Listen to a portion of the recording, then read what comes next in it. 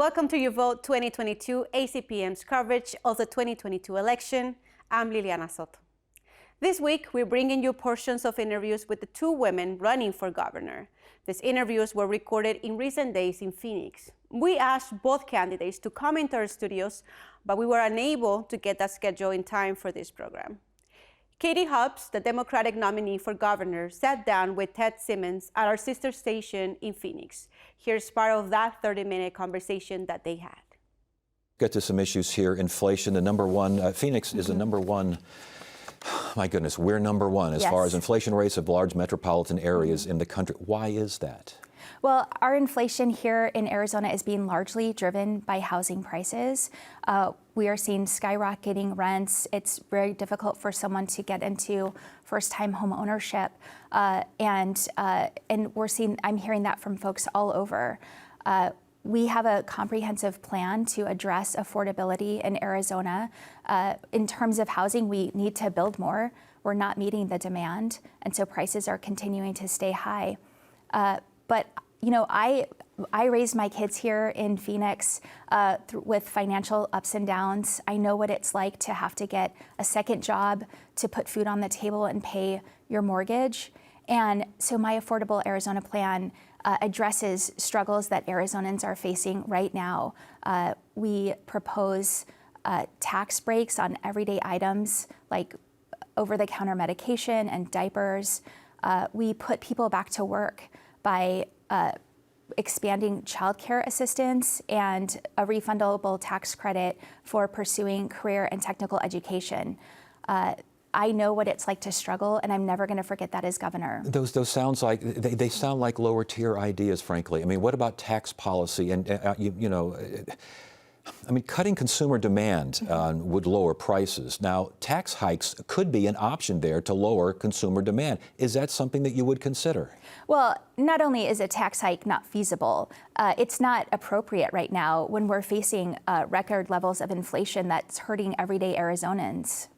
Okay, you say that a tax hike, your quote is, it's not on the table. What is your tax policy? We have a very stable tax environment in the state right now that is bringing in record revenue, and that's evidenced by the historic investments the legislature has been able to make this last year in things like water infrastructure and public education.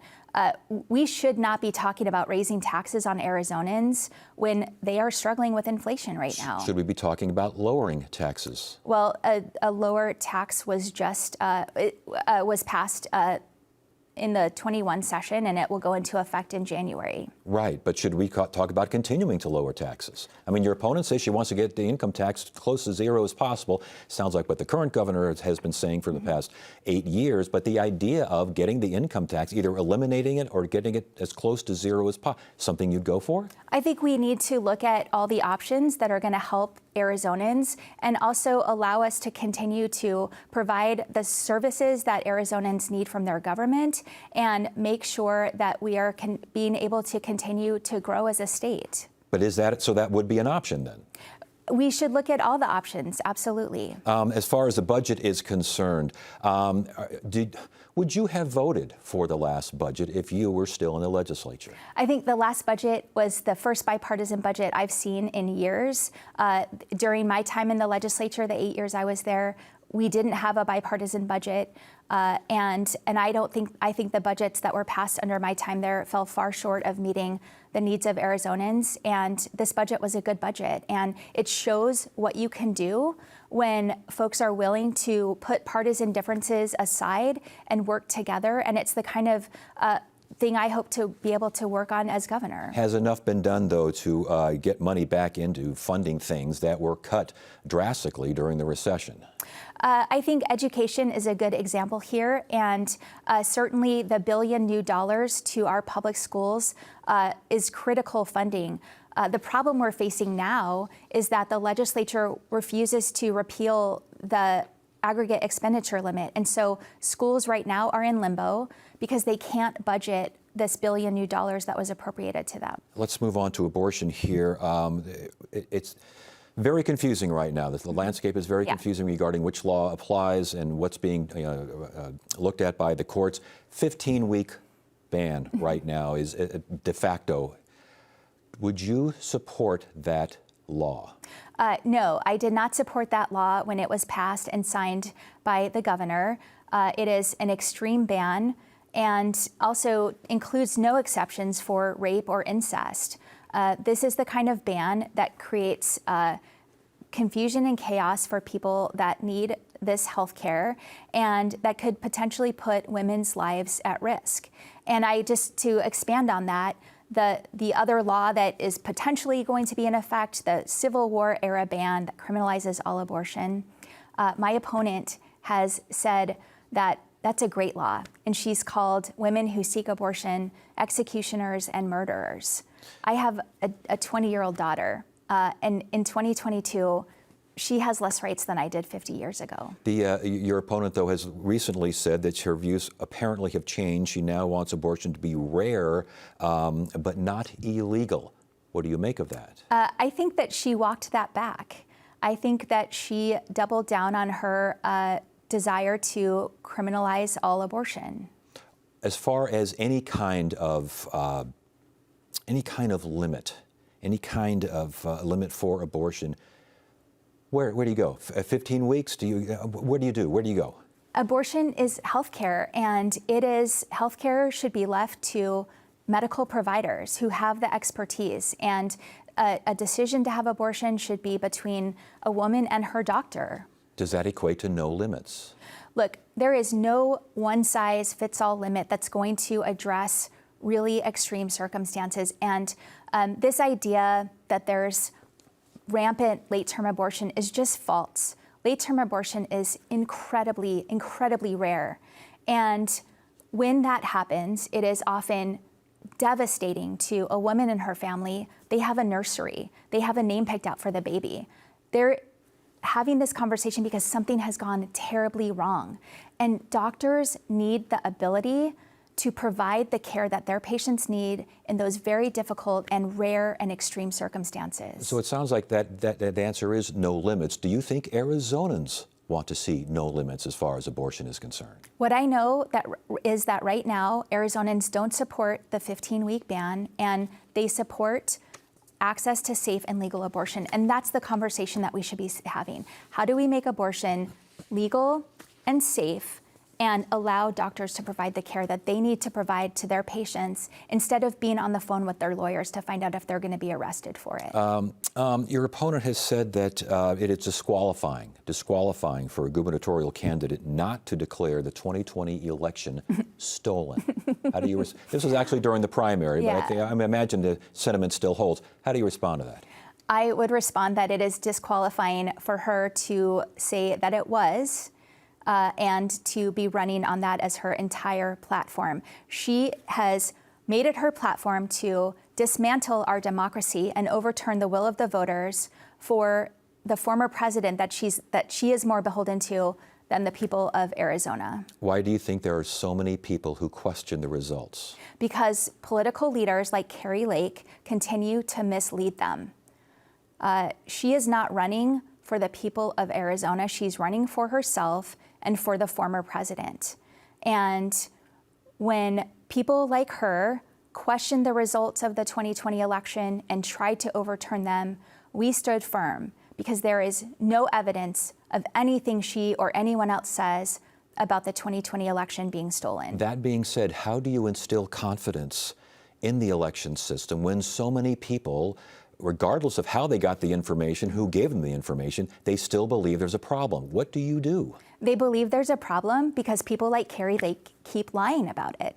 And so I'm going to keep doing what I've done since 2020, and that is tell the truth and continue to lead and ensure that we are administering our elections with integrity, because we are. And we're going to continue to push back on the lies, and we're going to continue to make sure that voters have the accurate information, both about how to participate in the process and countering the lies that continue to be told. We got to talk about water here. The pace of growth in Arizona. Do we have enough water to meet that pace of growth? And if not, how do you handle that? What do you do? We certainly are at a point of crisis, and we need to take drastic action to address that. And that means making sure that when we are planning for future growth, that we are actually planning, that it is strategic, and that we have the resources to meet the demand. The legislature just made a $1 billion investment in water infrastructure. That's an important first step, but it's going to cost a lot more than $1 billion. The governor's plan relies heavily on desalination. That's also an important tool, but we are at least a decade away from that being a reality, and so that is not an immediate response. We need things that are more immediate and address the issue much more immediately.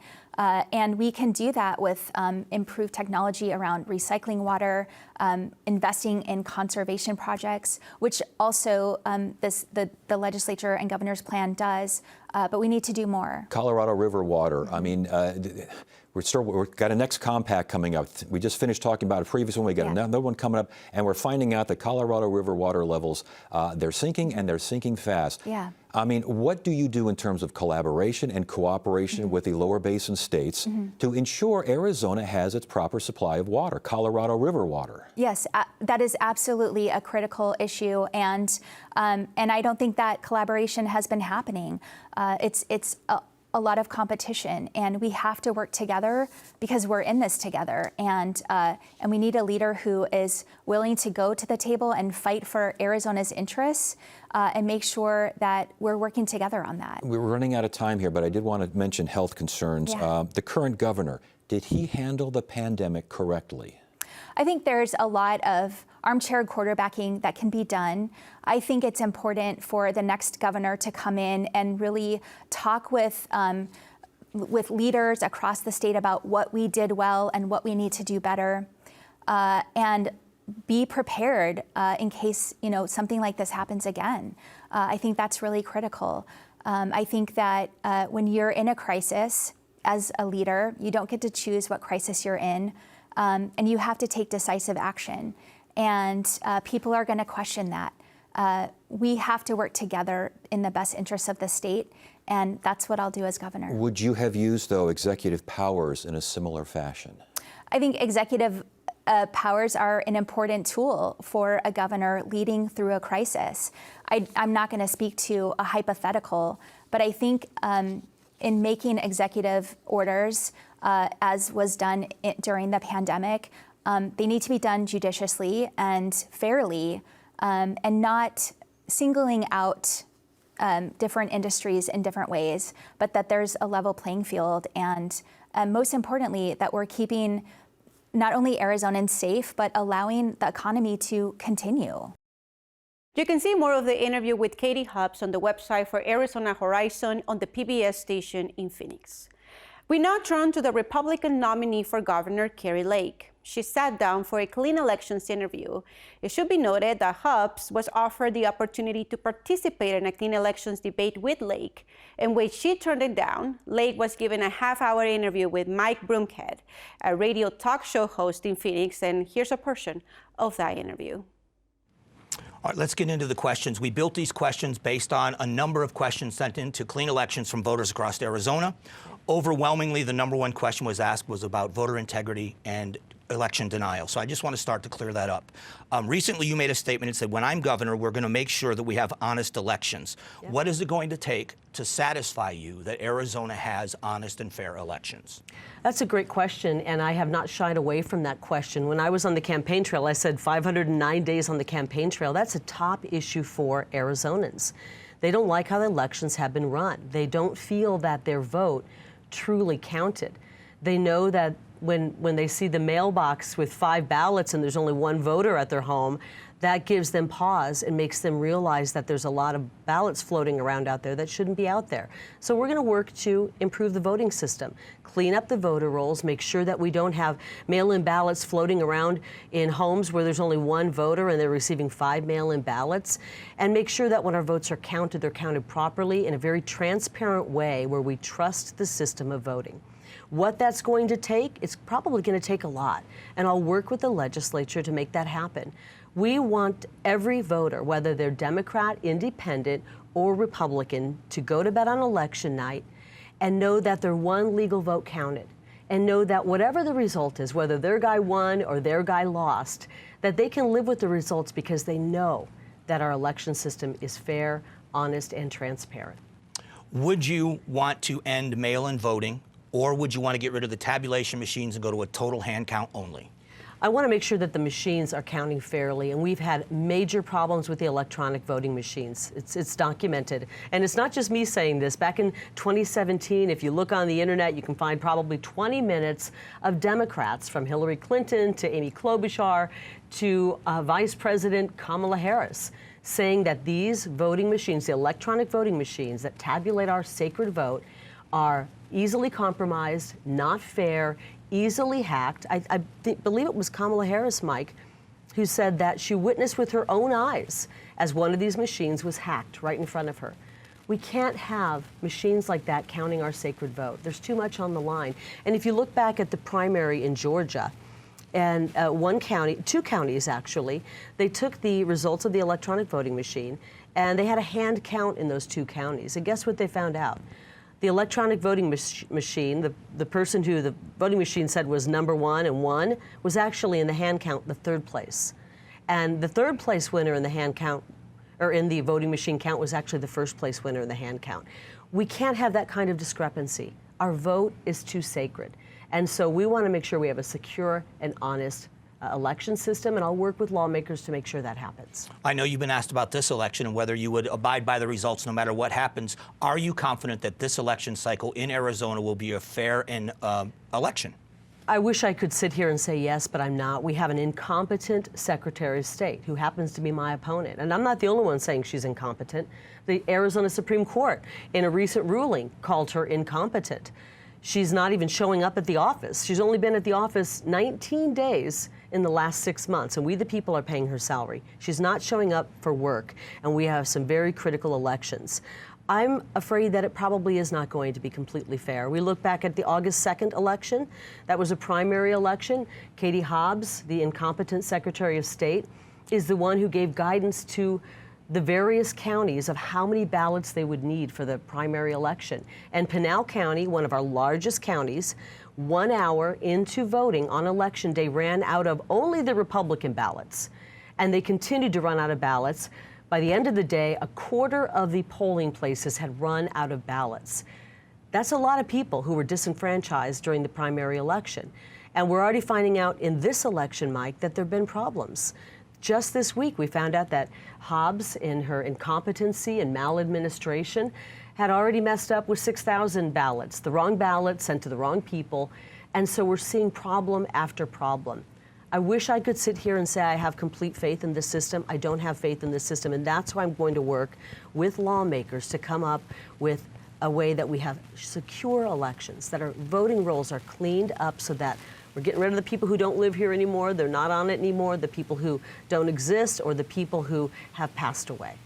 You had talked about a possibility of ending the food or rental tax here in Arizona. That's right. But there have been some small municipalities, small towns that are saying that's how they pay for critical services like fire and for police. Would the state be a part of replacing that revenue to the cities and towns, or are the cities and towns just going to have to restructure their tax format? No, and my opponent's trying to turn that. You know, her tax plan is absolutely ridiculous, cutting taxes on a few items. You know, we're talking about really helping people, returning $500 million back into the pockets of hardworking Arizonans. Money they've earned, by the way. And so we don't believe there should be a tax on food. Not every city has it, but this is an essential. We got to eat. We've got to feed our families. And so we're going to return that, and we're going to return a rental tax. People can't afford their rent right now. They're paying additional money on tax on rent. These are ways that cities have come up with to tax their citizens even more, make it harder to afford living in Arizona. So we're going to return that $500 million out of the general fund.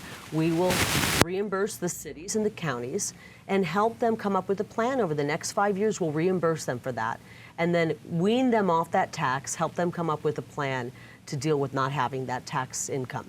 And here's the issue right now. We've got the cities pulling this money from people, and with Joe Biden's inflation and with Joe Biden's economy, our citizens cannot afford life right now. They can't afford to fill gas in their car. They can't afford to put food on the table. They've got to have help. We will assist those cities and municipalities get them a plan, but as Arizona continues to grow, we're going to watch the revenues grow, and they may not even need that money after 5 years' time. So let's move to another critical topic and a big controversial one here in Arizona, and the topic of abortion. If the 15 weeks ban that was passed was rewritten so that it supersedes the territorial law where we are now and it crosses your desk, would you sign that 15 weeks ban? I don't understand why it would need to be rewritten. Well, because now it's written the way it's written so that it does not supersede the territorial law that we've defaulted to. So if it is reversed where now that is in place of the territorial law, would you sign that law? Well, we got to see where this falls. We don't know what's going to happen. It's tied up in the courts right now. It goes back and forth. I don't want to answer a bunch of hypotheticals about what kind of legislation I would or wouldn't sign, but I've never shied away from the fact that I'm pro-life. My goal is to save as many babies as possible. And you know, when Roe v. Wade passed, and then in the decades that followed, we had many people say, look, we need to have people have access to abortion, but it needs to be safe but rare. And Mike, it's become anything but rare. Depending on the stats, we've taken the lives of 63 to 70 million babies. In New York City, as it stands, half of the half of the black babies are aborted. More babies are aborted than survive.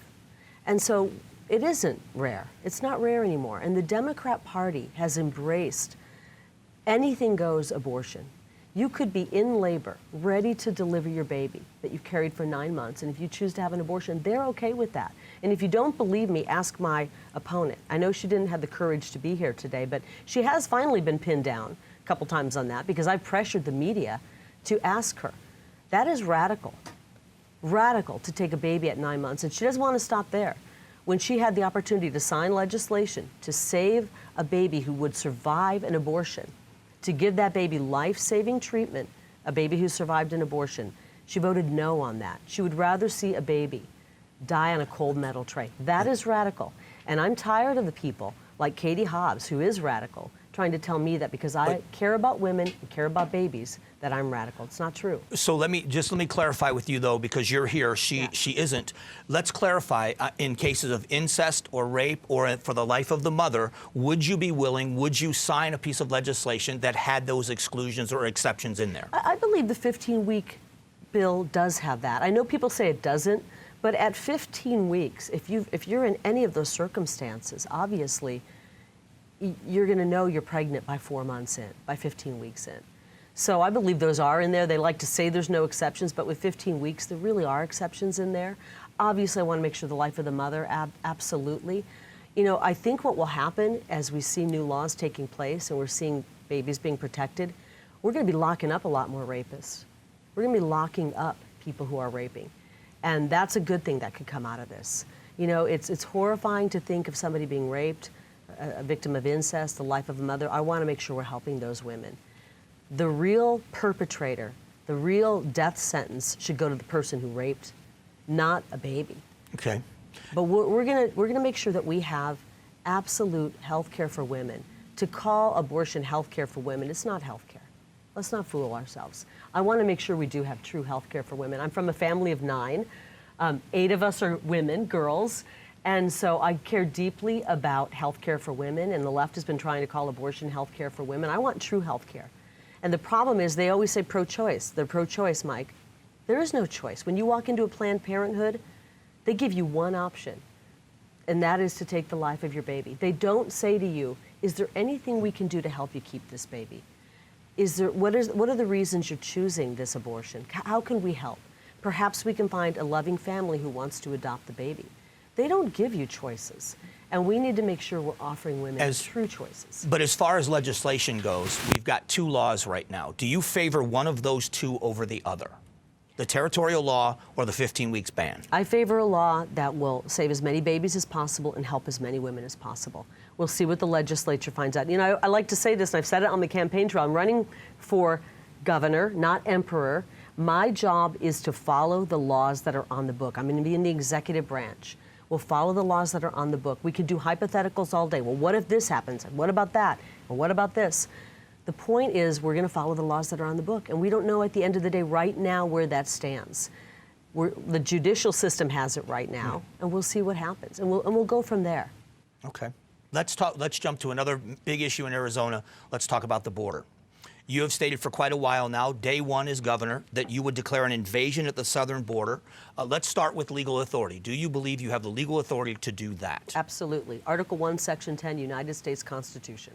So let's jump then to the fallout. We know that there's been a history in Arizona with SB 1070, with boycotts in Arizona. We know the Super Bowl at one time was pulled over the Martin Luther King law. You would be inaugurated, you would be sworn in a month from the Super Bowl being here. If the NFL were to threaten they're going to pull the Super Bowl if you do that, would it make you waver in your decision? You want to tell me that a bunch of football teams owned by billionaires are okay with fentanyl pouring across our border at a record level, killing our young people? Number one killer right now is fentanyl, 18 to 45.